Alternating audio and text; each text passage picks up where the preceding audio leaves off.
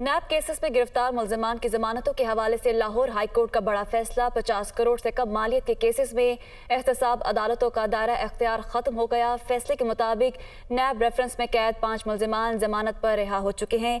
इसी फैसले बारे मजीद जानेंगे अपने नुमाइंदे अशफाक से। जी अशफाक, आगाह कीजिएगा।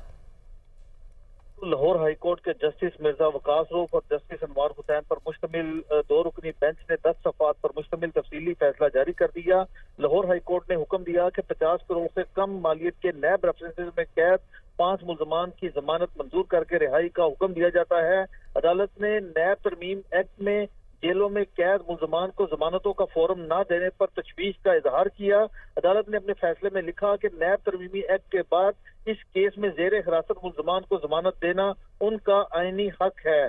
2 रुकनी बेंच ने तफसीली फैसले में यह भी लिखा कि नैब तरमीमी एक्ट के बाद 50 करोड़ से कम मालियत के केसेस में एहतसाब अदालतों का दायरा इख्तियार खत्म हो गया।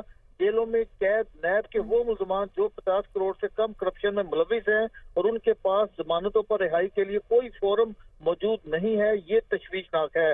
अदालत ने अपने फैसले में ये भी लिखा कि आईने पाकिस्तान के तहत जिंदगी और आज़ादी हर एक शहरी का बुनियादी हक है। अदालत शहरियों के बुनियादी हुकूक की मुहाफिज है। बहुत शुक्रिया मोहम्मद अशफाक, हमें अपडेट कर रहे थे।